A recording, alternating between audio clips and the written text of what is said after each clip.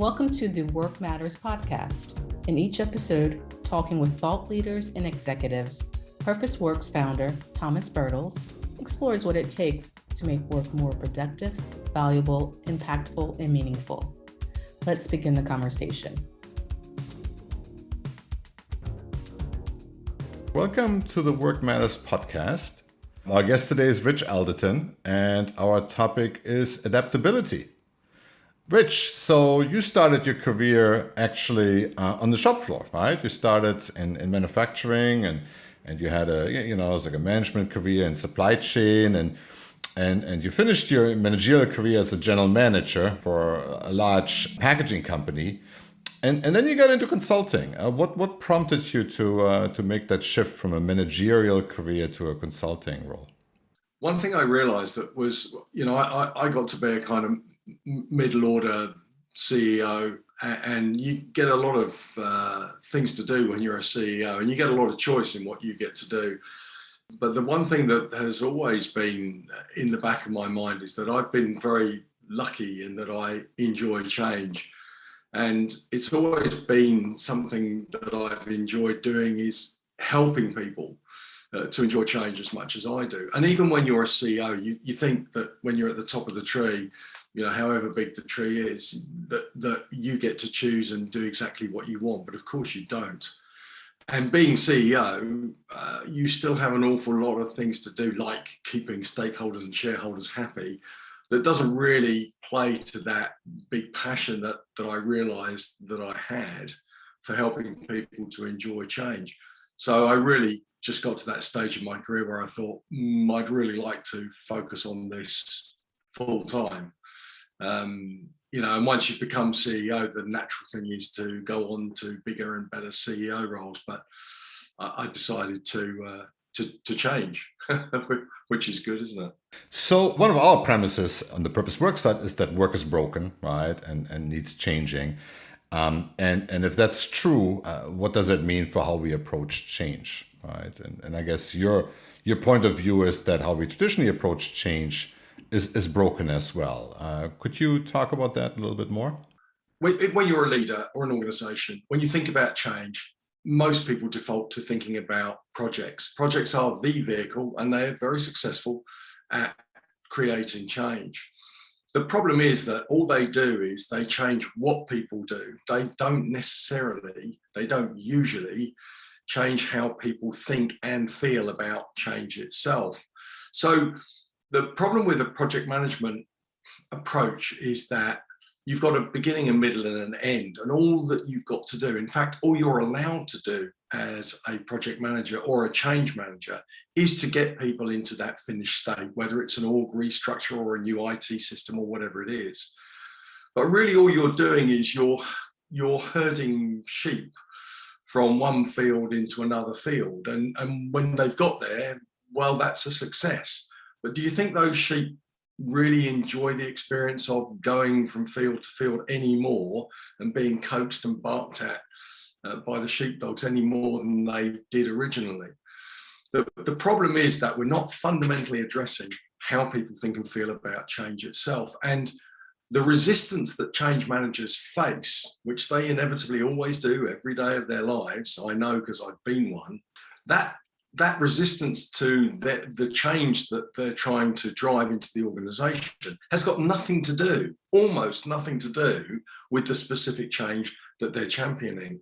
And it's everything to do with people's innate relationship with change. And we are built to resist change. Our most primal response to change is the fight or flight response.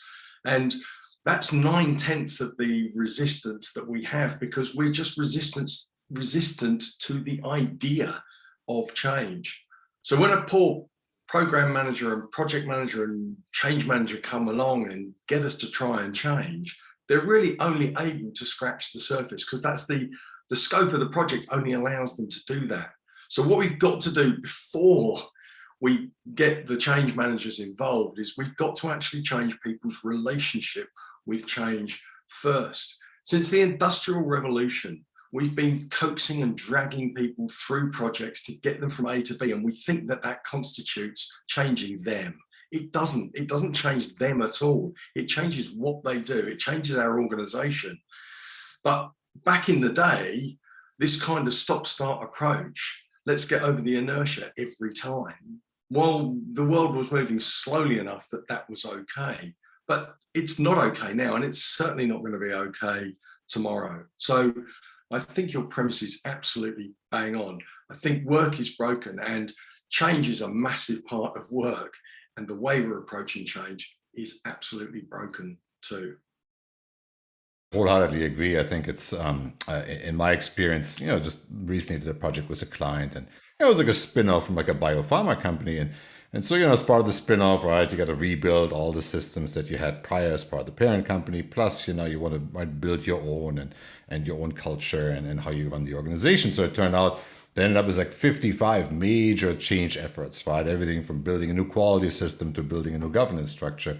And the reality is you can't even manage that with that centralized mindset where you say, we'll figure out what people need, we'll tell them what to do, and then we'll kind of get them, to your point, the sheep to the new meadow, right? Where the reality is just unless people really have an innate ability to cope with all of that, it's odds are, it's just going to be a very painful process. So I fully agree. So if we're agreeing with the premise, right, we got to help people get better at change and become more positive about it and see the opportunity in change. So what's the implication for how we look at learning and training and development? Well, overwhelmingly, in my experience, Thomas, organizations spend the vast majority of their training and development budgets, time, effort, and resources on technical skills. And no doubt, continuing professional development is absolutely essential, whether you're a lawyer or a plumber.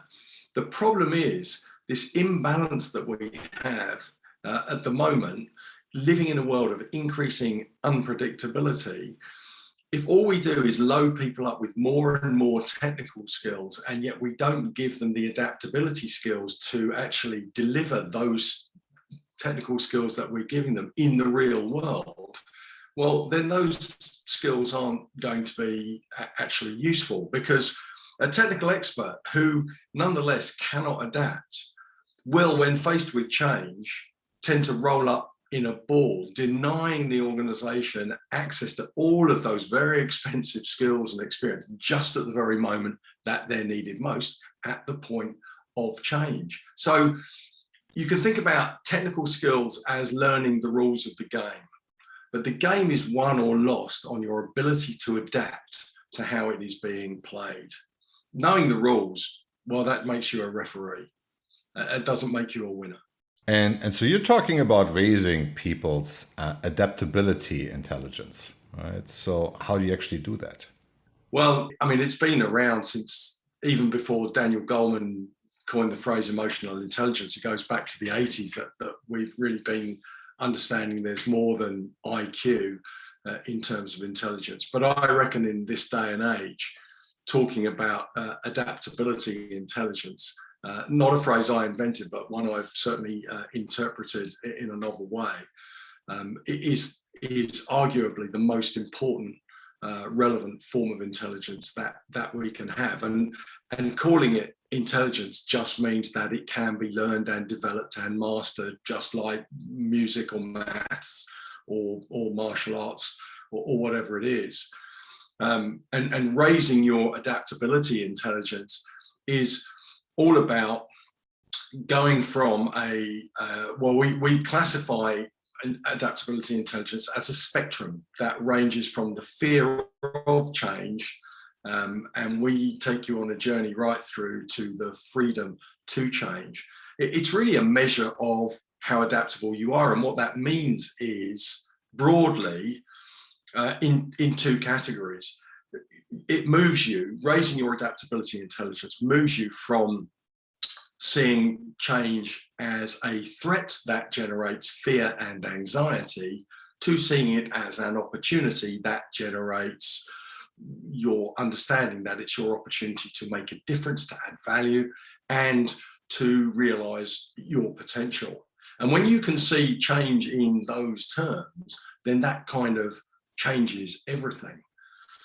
So I've developed a high performance change program, which is based on a roadmap, as I said, on the spectrum. And along the way, there's a whole bunch of antidotes to combat the reasons that we resist change, and a whole bunch of stimulants to boost the reasons that we love it. And they all build into a series of personal superpowers that you need to survive and thrive in a world of increasing unpredictability. So, it's like I can see that probably there's a lot of executives that would probably agree with your central premise, right? But how do you make room for that on an agenda that's already full with other priorities, right? How do you make the case for investing scarce time and resources into building adaptability? Because nobody's not busy, right?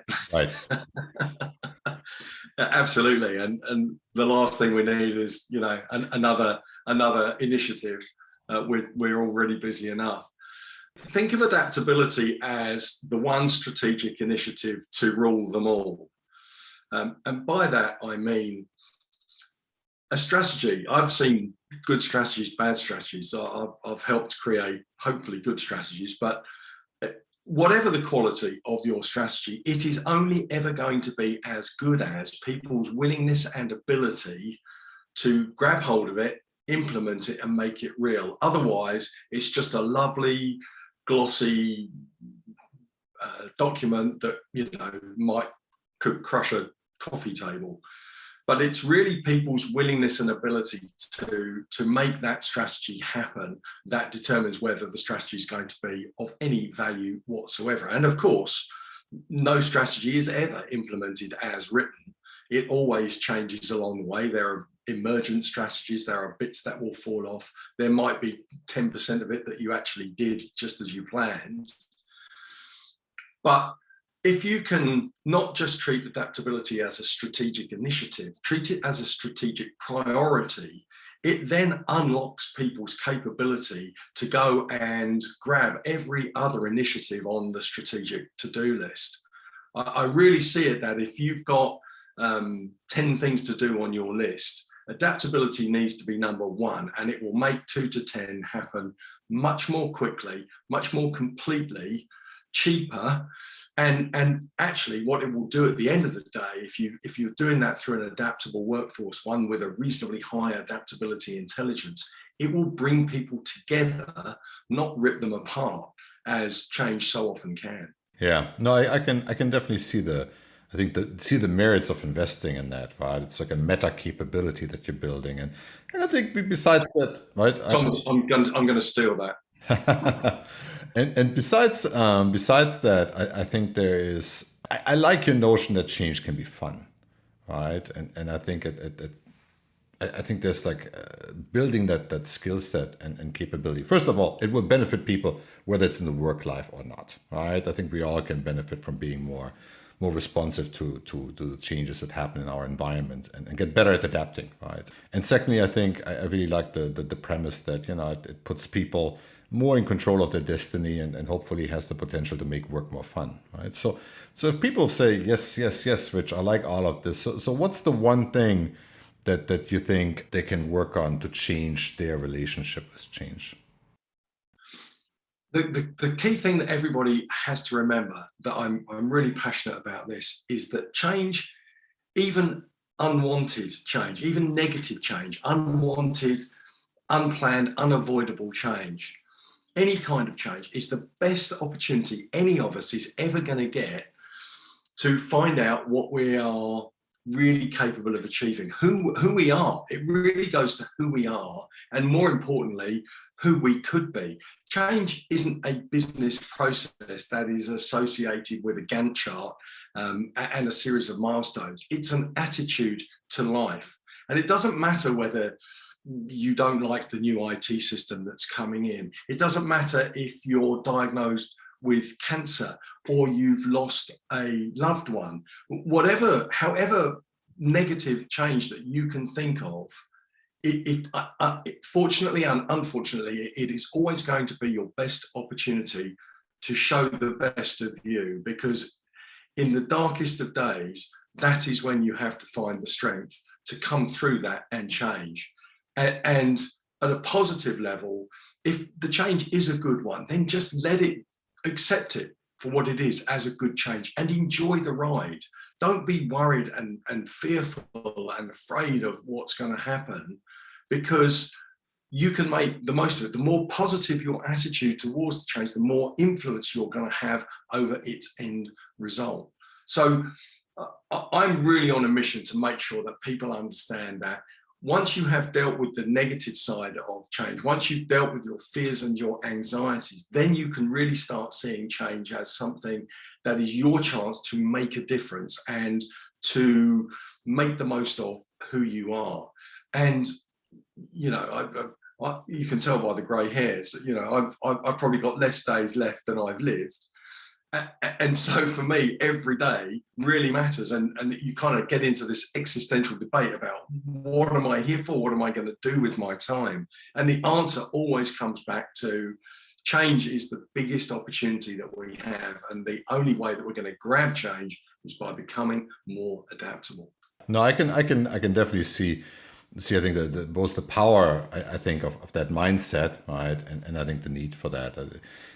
I think, right, as work is broken and we're trying to fix it, that's going to require a lot of change, right? We're going to have to fundamentally rethink, right, how we design work processes, how we structure organizations, how we measure performance, right, how we establish a common purpose, and all those are changes. So I think, right, companies, I think that help their workforce, right, get better at dealing with those changes and embracing the opportunity that's in there. I think that's a very important part of making that real.